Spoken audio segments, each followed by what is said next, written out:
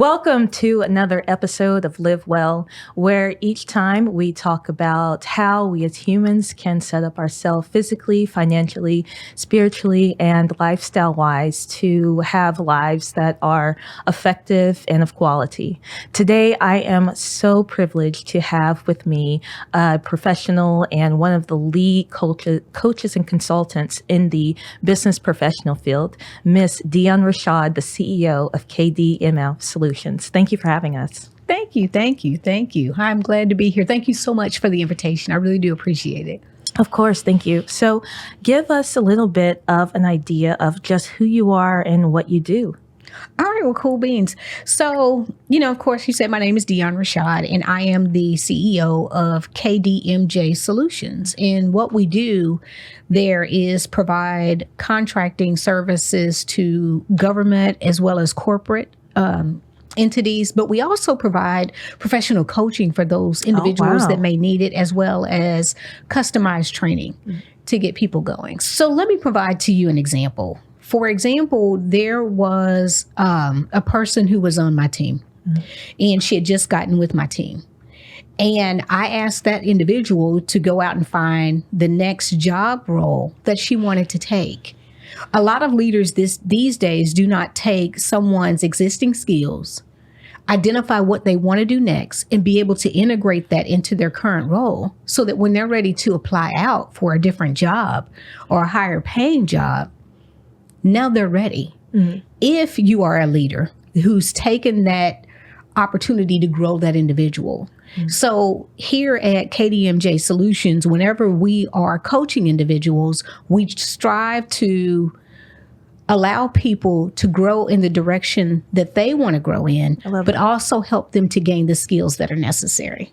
That's wonderful. And what made you passionate about that? What made you want to go into that field? Well, it's something that I've always done, whether I did it with the company that I was with, but, I decided to take a leap and to go ahead and start to do it completely on my own.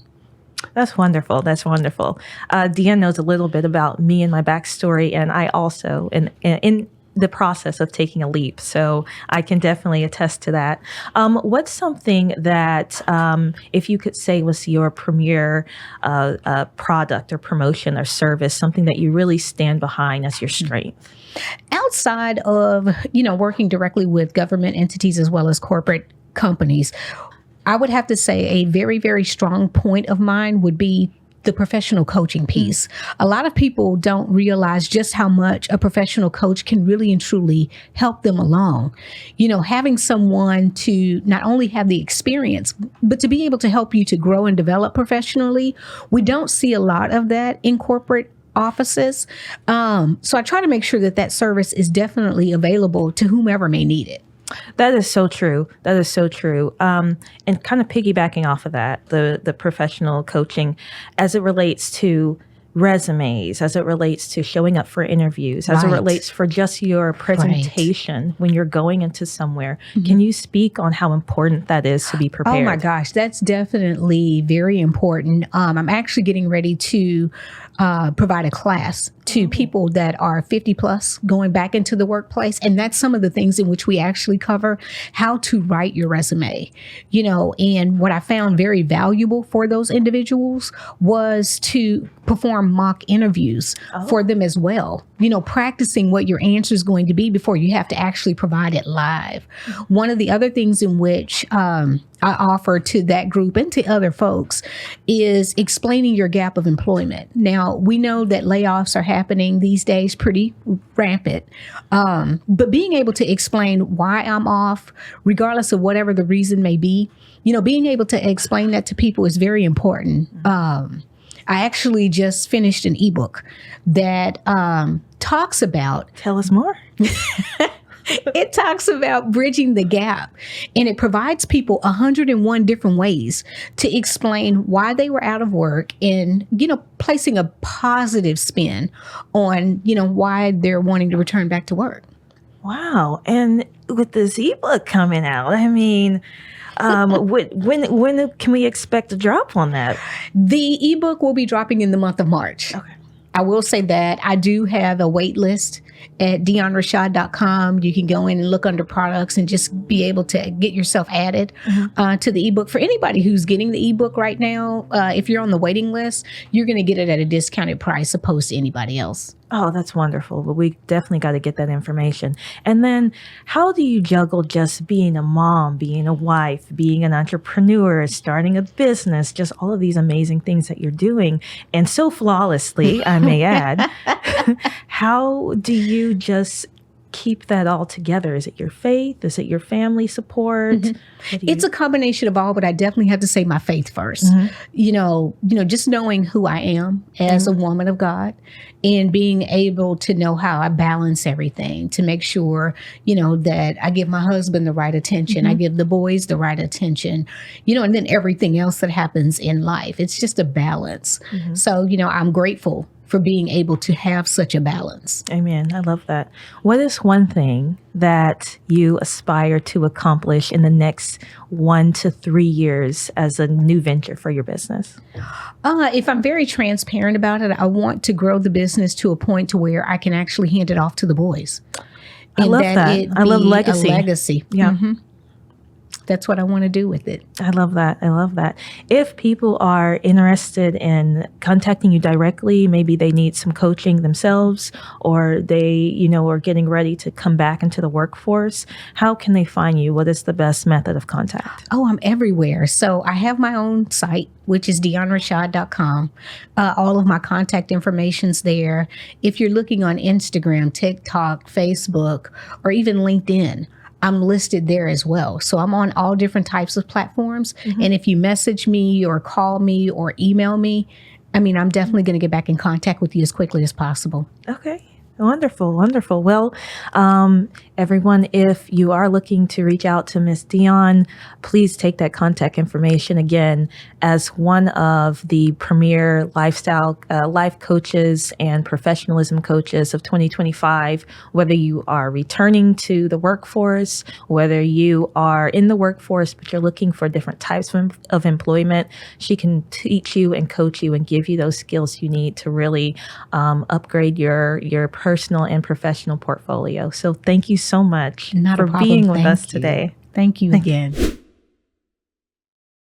Each year, companies waste an average of 72.5 days looking for items to support their traveling employees. This causes hundreds of thousands of dollars of time wasted to businesses that could have been more productive and profitable. In fact, 87% of corporate travelers complain of late or unattained items. Introducing Travel Pro. We provide high-value customized pre-packed bags of health and wellness-related essentials for companies who travel often, delivered directly for distribution. We have an estimated profit margin of 62% and a target market of $420 million nationally as our serviceable, obtainable markets. Coming soon, we have our own mobile app called Patho Spy, which helps to plan and manage upcoming trips. This travel tech offers innovative features such as currency conversion, budgeting, user-to-user communication, and upcoming virtual reality experience so that those who are logistically or financially challenged can experience other cultures as well.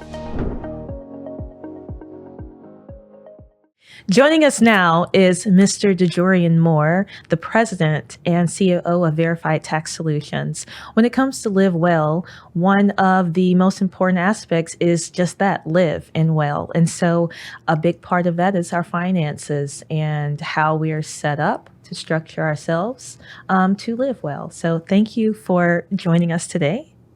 Thanks for having me, Mary. I'm excited to be here with you. Absolutely. Give us a little bit of idea of who you are and what you do. Well, I'm an entrepreneur at heart. This is one of the things that had been in something I wanted to do for quite some time. It just always seemed like something that was attractive. I'm a numbers person, kind of a Virgo thing, if you will. I'm a Virgo too. Exactly.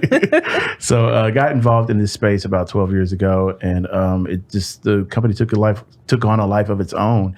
And even since then, because we were initially just tax prep, we've expanded to resolution and financial coaching, wealth management, just all things that have to do with taxes and finance. And so it's allowed us to be able to serve a great many people.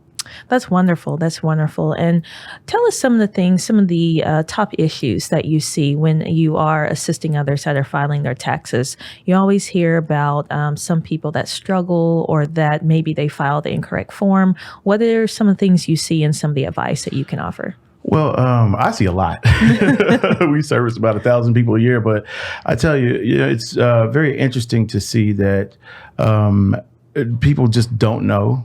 And I guess let me give you this example, like pulling out of your 401k. That's a retirement investment vehicle. And so it's not a right now situation. And I do not recommend people do that because that's a taxable event and most people don't know that. And so what happens is one would pull out of their 401k whatever amount of money.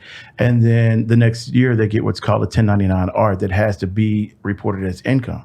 So we're thinking, okay, I'm going to fix this problem that I'm having or whatever the case may be. Whatever reason you're pulling it out, depending on if there's an exception for that or not, you're going to trigger a taxable event, which means that they are looking at that as income.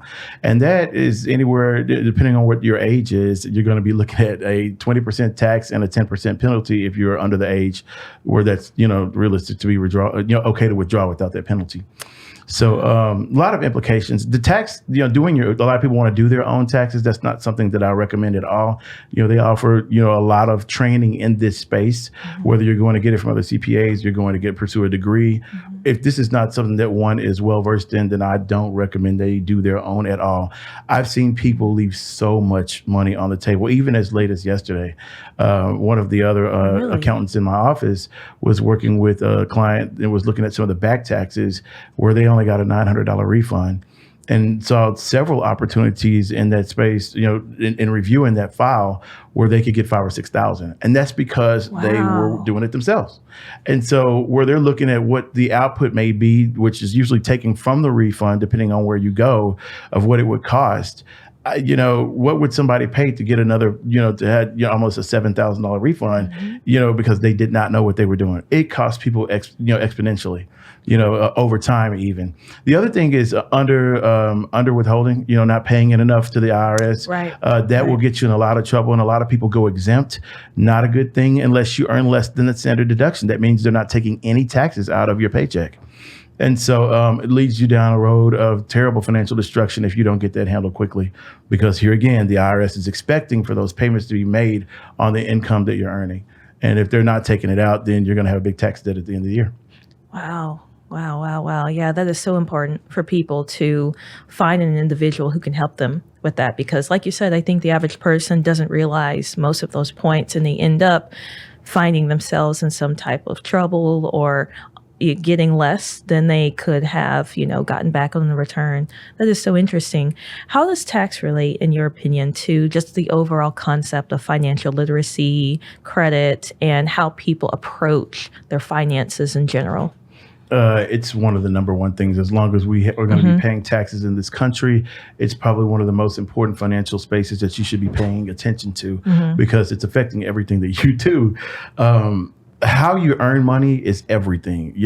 There's investment income, which is taxed at a certain rate. There is, if you own your own business, and the way your business is structured determines how much you're going to pay. If you are in real estate, there are certain things that we do in real estate that we are earning a tremendous amount of money, but paying $0 in taxes. And so I would put it at the forefront of responsibility, as far as, paying attention to what's going on in that space to make sure that you're not overpaying. And people don't understand it's illegal to evade taxes, but it's not illegal to avoid taxation or to avoid paying taxes. And there are certain tools that are in the code that allow us to be able to do that. What's the difference? Well, tax evasion would be like, okay, you have these people that are called protesters. Like they don't think it's constitutional and la-di-da, the things that go with that. But, whether you think it's constitutional or not, it's law. And so until it's changed or eradicated or done away with, we got to do what we have to do. And so that's why I say going to a professional is the best thing to do. Wow. Did I answer your question? Yes, I believe so. I just was going to piggyback or going to ask also on just some of the other implications of how people approach finances in general and how it relates to a credit score, and then other ways that they can set up their retirement. So you mentioned 401k. I don't know if you mentioned Roth IRA, UILs, but there's so many other ways that people can be setting themselves up that they're not aware of. Absolutely. If one is a type of individual where they are, venturing into their 401k, that's definitely not the investment vehicle that you want to use to get you out of an emergency or put a little bit of extra cash or padding in your checking account. I would use an IUL, Index Universal Life Insurance policy. After a certain period of time that you've had it, you can start pulling money from that, and that does not trigger a taxable event. And so it's literally a loan against the policy. And if you decide you're going to pay it back, great. If not, then that's something you have to deal with, but that's okay too. There are a lot of different ways that people can prepare as far as for retirement and related to tax. If you have an effective tax plan by itself, it can make you just fabulously wealthy if you know what to do. Really? But yeah, and I see so many people, they just, even as much as seeing people earn six figures go exempt, and then they have a $30,000 or $40,000 liability. Also, another thing that can impact it is, we call it the healthcare marketplace, where people are getting, or Obamacare is what people lovingly call it, the Affordable Care Act. When people go in and get those policies, there are certain things that you're responsible for, like if you have an increase in income or family size, or you move to a different area, those things are taken into consideration when they're giving you a rate. And I'll give you an example of how that's affected somebody in a negative way. It's good to have insurance, but it's bad to have insurance. It's going to make you pay a whole lot of money. And so we had a gentleman one year, he was a six-figure earner and lost his job and was on went through the Affordable Care Act or the healthcare marketplace to be able to get his insurance. When he found a new job, he did not update, the government or the marketplace that, hey, I've got gainful employment again, really around the same level or better than what I had. So when it came tax time, he had a $30,000 liability. Because of the size of his family and such. Oh, yeah. So I would suggest that, when people are looking or interested in wanting to make a move financially and you don't know if there are any tax implications, call your preparer, call your accountant, call whoever that person is that handles or helps you with your finances, because there's a lot of things that we can steer you away from that could be, result in financial challenges. Okay. Everybody should have a tax plan. And a tax plan is not something that necessarily just happens, that you have to do it every year. It kind of depends on what space you're in. But typically people who are in that space, who are getting a tax plan, you could take that plan and execute that forever, which means, these are things that will take money, off the table as far as giving it to the IRS, reducing what you have to pay, which is avoidance, not evasion. Right. That goes back to that point that we were talking about. Exactly. Wow. And where can people find you? Because I feel like we could just talk about this all day. Obviously, very knowledgeable. Thank you. But where can people find you if they themselves, it's tax season, so get your taxes done. Yeah, definitely. By this guy. But yes, what's the best information to contact you in your office and kind of your schedule? Well, we're at 4101 McEwen Road, and that's Dallas, Texas, 75244, Suite 675. So it's on the 6th floor. A lot of people ask, what floor is it on? It's the 6th floor. But also I'm on Instagram under DeJorian. You can't miss it. DEJORIAN. Connect with me through that, or even Facebook is okay. I don't check it very often. And I don't answer the phone very much during tax season at all. It's best to text. So my information is posted all over the place there. Okay. All right. Perfect. VerifiedTaxServices.com. It's cool too. All right. Well, thank you so much for joining us. Thanks for having me. And I look forward to, getting my own taxes done with you, because I'm not going anywhere else. I'm using the expert here. Happy to help. Thanks so much. Thank you so much. You too. Have a great day. Up next, we have a real treat, another fellow colleague in the healthcare field as myself. We have Dr. Marlon Panchu-Brookins, founder and chief consultant at Insightful Intellect. Thank you so much for being here with us today. Oh, thank you so much, Mary. It's an honor to be here. Yes, thank you. Tell us a little bit about just what you do over at Insightful Intellect and what interested you into going into the healthcare field. Yes, so I've always loved science. I'll just start with that. So my background is in biochemistry and cancer biology. I did that. I worked as an educator, and then I moved into clinical research. And then I lost a friend to breast cancer. And I began thinking, we're in clinical research, we're getting all that new drugs, all that new medical advancement, and people are dying. And I'm like, why? It's taken 10 to 15 years to get a drug to market. Yeah. And I'm like, there needs to be some urgency. What's the holdup? It's enrollment. And really, that's how I came up with Insightful Intellect and decided to focus on accelerating diverse enrollment, making sure that treatments reflect the population that is going to use it, as well as raising awareness for clinical trials and the benefits that it provides to everyday people. And that's what we do at Insightful Intellect. We promote diverse enrollment by engaging underserved communities through community engagement. So clinical trial is a resource. Clinical research is a resource. I like to say wherever the food bank is, we can be there. Wow. Right. Yes, that's how I see it. And so that's what we specialize in. That's how we improve enrollment. And really by just getting clinical trials out there, getting clinical research out there, and connecting with community leaders. Yeah. That's wonderful. I love that. I could go on and on about that. Yeah. So you may or may not know, but I myself am titled as a clinical research associate, and we work really closely in that same realm as it opposes to enrollment. And then once the trials are fully enrolled, that's kind of where I would come in as far as the auditing of those studies.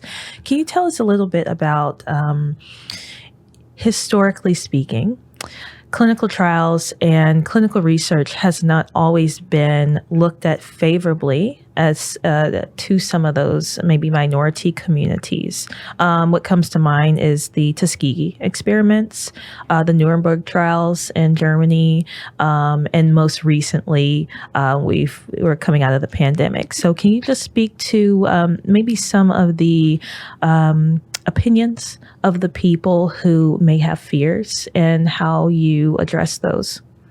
Yes. History, we have to pay attention to history.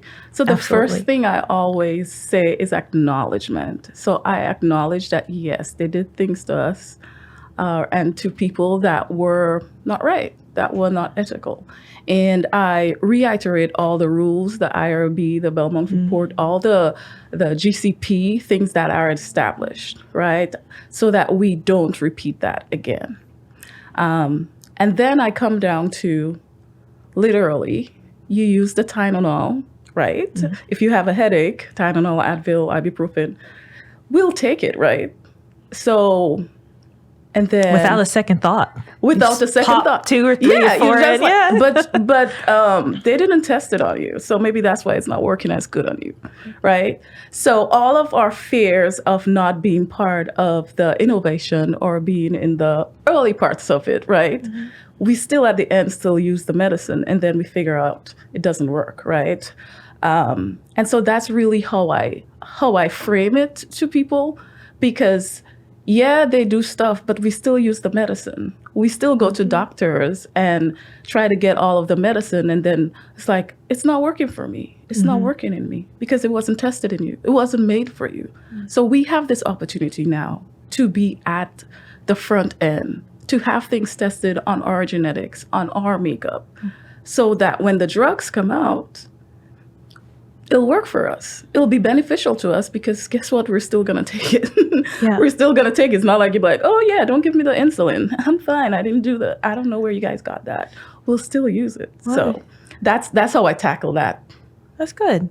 So with that, are you saying that they would be customized to whoever's using it based on gender, ethnicity, age, things like that? Yeah. Okay. Yeah. Okay. Yeah. It's that. And that's very important. That's very important because if you look at the data, for example, I think Plavix was one of those that was tested, right, in the majority, Caucasian. And then it's not working in people, like. So that would be like the pharmacokinetics versus the pharmacodynamics, how the drug is working in the body versus how the body's effect is with the drug. Yeah, exactly. Okay. It's we have a chance to make sure that it works for us, and our chance requires us to be there because they can't test it in us. We can't know how it's going to work. We can't make changes if we're not there. Absolutely.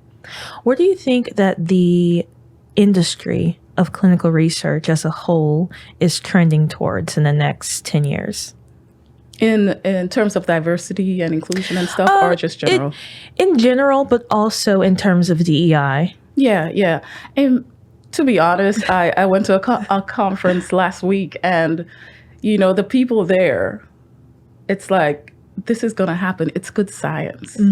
There's yes, we can use all the words, DEI, whatever, but it's just good science. You don't want to be sued 10 years down the line because there was no diversity in your research. Right. Or you marketed it as everybody can use it. And then I picked it up, used it, and I fell sick. And then it's someone just good sued. data. Right. It's good data. And then look, you marketed it for everyone, but you didn't test it for everyone. So you were lying to me when you told me it's going to work in me.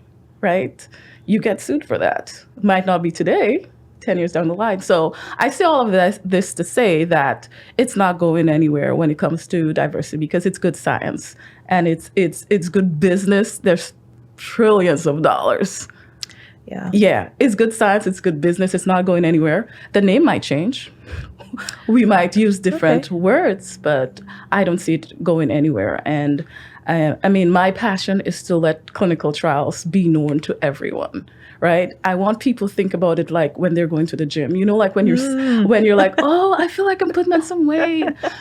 And people offering solutions. How about you drink this? And how about you go to the gym? I want people to be like, you know what? There's a clinical trial that you can do, or they're giving you free, diabetic medicine. Like, I want it to be that widespread. I want it to be that open where it's not anything so secretive or so, just go hang out, see what they got to offer. So that's where I see it going because I'm going to work until everybody knows about this and can at least ask a question. Right. And say the word. I love that. And I feel the same way. I feel like we are in such a niche and such a nuanced environment, even within the healthcare realm.